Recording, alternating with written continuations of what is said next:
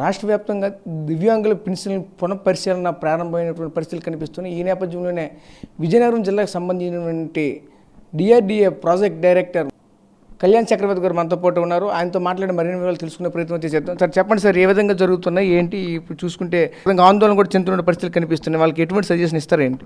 Okay అండి.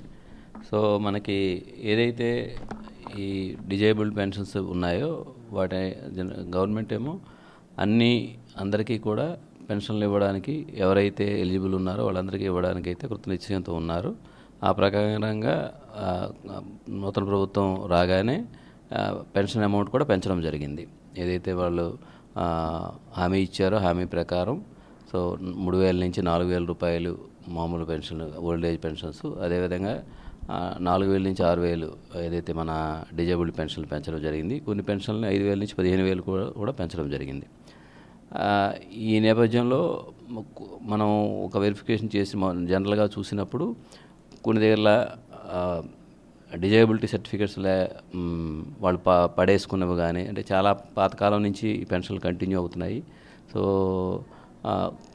Disable పెన్షన్లు certificates లేవని చెప్పడం కానీ అట్లాంటి కేసెస్ ఉన్నాయి. సో ఓవరాల్గా మరొకసారి కొత్త సర్టిఫికేట్స్ ఇచ్చే ఉద్దేశం మీద సో ఆ వెరిఫికేషన్ అనేది రీఅసెస్మెంట్ అంటాం. వెరిఫికేషన్ కాదు కానీ ఇది రీఅసెస్మెంట్ చేయమని ఆదేశాలు ఉన్నాయి. దాని ప్రకారం మొదటి విడతలోని మనం ఏదైతే హౌస్ టు హౌస్ సర్వే చేశామో 15,000 పెన్షన్ ఏవైతే తీసుకుంటున్నారో బెడ్ రిడెన్ కేసెస్ 342 పెన్షన్లు ఉన్నాయి.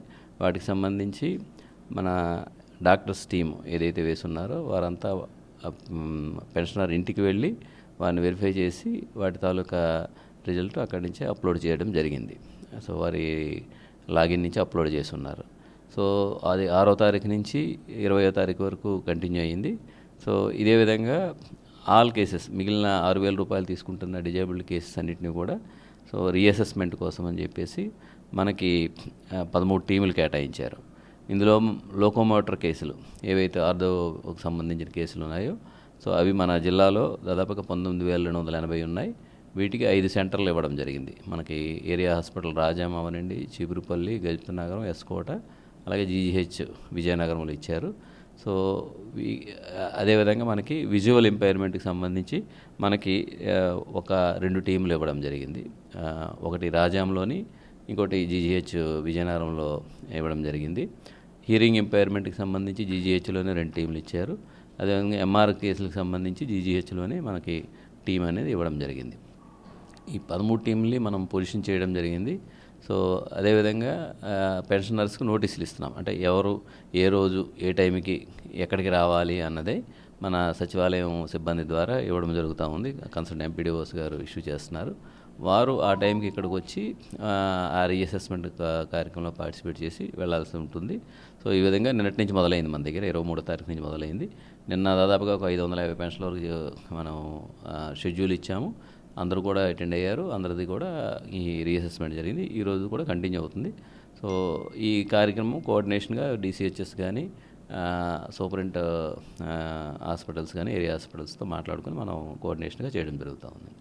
అంటే ప్రధానంగా ఒకటే లబ్ధిదారులకు కూడా ఒక ఆందోళన అయితే రేకెత్తుంది. మళ్ళీ కొత్తగా ఈ పెన్షన్లు అయితే మాత్రం వెరిఫికేషన్ జరుగుతున్నాయి, మళ్ళీ మా పెన్షన్ తీసేస్తారేమో అనే ఒక ఆందోళన జరుగుతుంది. వాళ్ళకి మీరు చెప్పదలుచుకుంది ఏమైనా ఉందా? చాలా క్లియర్గా అంటే ఇది పెన్షన్లు నిన్న కూడా కలెక్టర్ గారు రివ్యూ చేసిన తర్వాత వచ్చిన పేపర్లో వచ్చిన వార్తలో కలెక్టర్ చాలా క్లియర్గా చెప్పున్నారు. సో డెఫినెట్గా ఎవరు ఆందోళన చెందనవసరం లేదు. ఇది ఒక రీఅసెస్మెంట్ ప్రక్రియ మాత్రమే సాగుతూ ఉంది. ఇందులో సమస్య ఏముండదు, ఆందోళన చెందనవసరం లేదనే మాట క్లియర్గా చెప్పారు. అదే విషయం ప్రభుత్వం నుంచి కూడా ఆదేశాలు ఉన్నాయి. రీఅసెస్మెంట్ అనే ఒక